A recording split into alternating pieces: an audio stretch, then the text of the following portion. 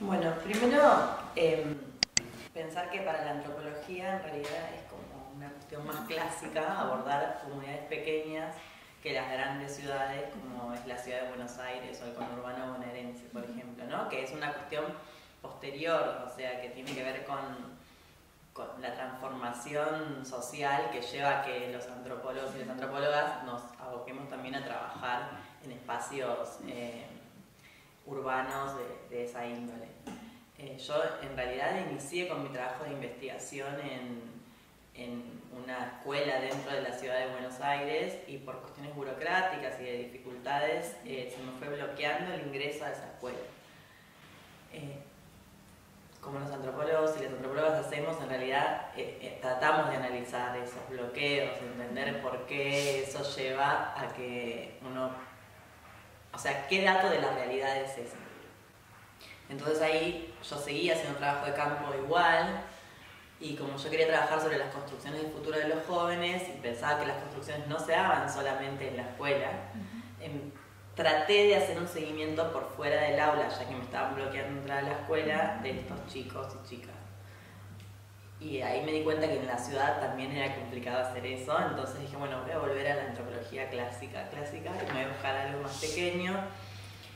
Y eso me llevó a contextos urbanos, digamos, en realidad, porque es un contexto rural, pero muy vinculado a la ciudad de Buenos Aires, porque en 40 minutos estás en un centro de la ciudad, por autopista. Entonces, eso tuvo que ver con seleccionar este tipo de espacios en los que yo podía tener una vida cotidiana con los chicos y las chicas por fuera de la escuela. No sé, yo te acompañé a bares, a comprar ropa, a la plaza a tomar mate, a elegir el salón en el que iban a hacer la fiesta de egresados, un montón de cosas que en la ciudad de Buenos Aires hubiera sido muy complicado. Y además, como hacía estancias en la ciudad esta de investigación, o sea, me quedaba una semana a vivir en ese espacio, también podía reconstruir la trama más allá de seguirlos a ellos. O sea, yo iba al supermercado, iba a la estación de servicio, iba al drugstore, iba al ciber, hacía lo mismo que hacían los habitantes de esta ciudad. Entonces eso, para pensar la relación entre sujeto y estructura, digamos, en una cuestión que tiene que ver con cómo los adolescentes piensan sus proyectos de vida, pero en un lugar que legitima ciertas opciones por sobre otras, era muy importante poder hacerlo en un lugar como ese. Y por otro lado, también era más factible poder reconstruir los procesos sociohistóricos en términos de historizar desde el presente cómo se van configurando las opciones, porque yo podía entrevistar a las primeras egresadas de la escuela, podía entrevistar al intendente, o sea, como que tenía posibilidades de acceder a cuestiones estructurantes de la zona desde las relaciones de poder y también desde los procesos históricos a partir de no solo leer bibliografía sobre esa ciudad, sino también de ir viendo a partir de las huellas que yo encontraba en el presente de qué hilos históricos tirar y en algunos casos acceder a fuentes de primera mano a partir de entrevistas, digamos.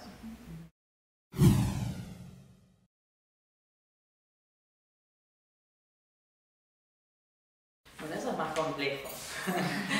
porque por esto que les decía que fue mi dificultad, o sea, el hecho de poder seguir... Igual la ciudad en la que hice el trabajo de investigación no es tan pequeña, es una ciudad de 40.000 habitantes. No es tan chica, no es enorme, digamos, pero es un rango intermedio. En las ciudades como la ciudad de Buenos Aires, yo empecé ahora, después de haber terminado el doctorado, empecé a trabajar temáticas vinculadas,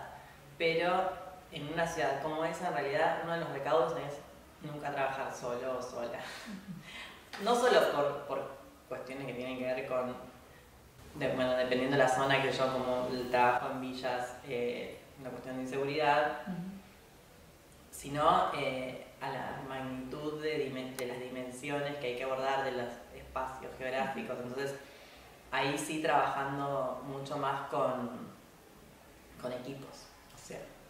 no trabajar solo porque es como inabordable. Y ahí sí también seleccionar grupos más pequeños, o sea, no se puede tomar a la comunidad completa, ¿no? Elegir alguna zona y dentro de esa zona elegir algún grupo muy puntual, porque si no es inabordable. Hay que ir viendo en función del problema de investigación qué espacios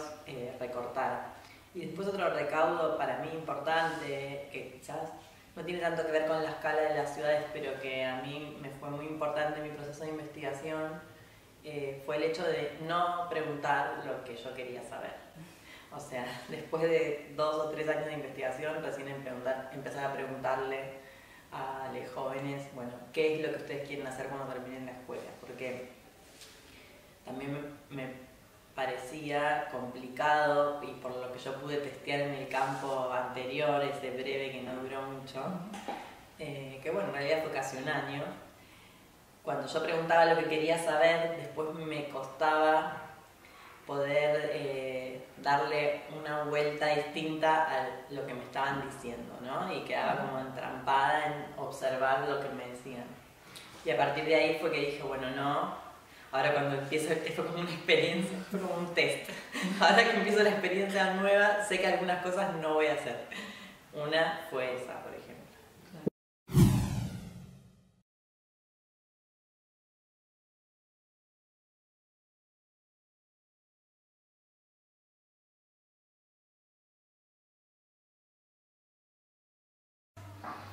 Primero, a mí algo que me resultó importante en el proceso de investigación, y después yo hice bastantes actividades de extensión en función de esta investigación, fue el hecho de darme cuenta o de tratar de reconstruir cuál era la trama que había en esos proyectos. Y no digo detrás del proyecto, digo en el proyecto, porque sea manifestado verbalmente o no por estos jóvenes y estos adultos que estaban trabajando en conjunto, y lo notaran o no, estaban trabajando en conjunto. Entonces, las familias eran parte de la trama del proyecto, las escuelas eran parte de la trama del proyecto, y el municipio centralmente era parte de esa trama. Entonces, cuando esa trama no es visible para los actores que la construyen, para mí es un problema. Entonces, para mí algo importante para pensar tanto políticas como acciones en las escuelas, sea desde las escuelas mismas, es entender que la trama es parte, y que entonces no es que la responsabilidad es del chico, la chica, de la docente, del padre, sino que hay que trabajar conjuntamente, porque si no, yo lo que registraba eran procesos de responsabilización encadenados. Al chico no le interesa, la escuela no forma bien, las familias no se preocupan, el Estado no pone la plata, las empresas no dan trabajo. Bueno, como un proceso de la culpa es tuya, toda sectorizada, que llevaba a que eso generara más bien tensiones, más que procesos de profundización o de ayuda en la construcción de los proyectos. En ese sentido, algo que yo después pude aplicar bueno, además de ser investigadora, yo soy profesora de escuela secundaria, de terciarios, trabajé en el Ministerio de Educación, hice un poco de todo, y en secundarias doy la materia Trabajo y Ciudadanía, que supongo que ustedes la conocerán. Tiene como una parte que está orientada un poco a pensar estos proyectos de futuro, pero tiene un programa larguísimo y difícil de recortar, incluso, sobre todo porque es súper interesante. O sea, uno querría trabajar todas esas unidades. Entonces, yo fui dándole y además con esta característica que también registré en la tesis, que tiene el último año de la escuela secundaria, como momento en el que lo más importante es el viaje de egresados y después pensar en las previas y en poder ingresar a la universidad o lo que sea. Entonces, algo que yo fui haciendo en la materia fui ir diseñando el recorte en términos de categorías teóricas que les sirvieran a ellos para pensar su proyecto de vida y que como integradora, porque trabajo de ciudadanía tiene como examen integrador, construyeran una fundamentación de su proyecto de vida. Eso por un lado estuvo buenísimo porque los chicos trabajaron todo el año, incluso cuando volvieron de Bariloche, y muy felices de hacerlo porque era algo que los implicaba. Y todas las actividades estaban diseñadas a que ellos pudieran concientizar cuánto su familia estaba involucrada en su proyecto, cuánto la escuela estaba involucrada en su proyecto, cuánto sus amigos estaban involucrados en el proyecto, y así sucesivamente de acuerdo a los contenidos de cada una de estas unidades. Y algo que me pareció a mí maravilloso, que terminó diciendo una de las estudiantes, no vamos a decir que todos, fue que a ella le había servido entender que la duda era una herramienta de construcción y no algo que manifestaba una imposibilidad, y que tenía que ser potencia para poder permitirse crear y recrear el proyecto a lo largo de toda su trayectoria de vida. Y bueno, y esto después yo lo usé en otros espacios de acompañamiento de proyectos de vida, en chicos de organizaciones sociales que no están escolarizados, en un proyecto que tiene que ver con que la Universidad de Buenos Aires se acerque a los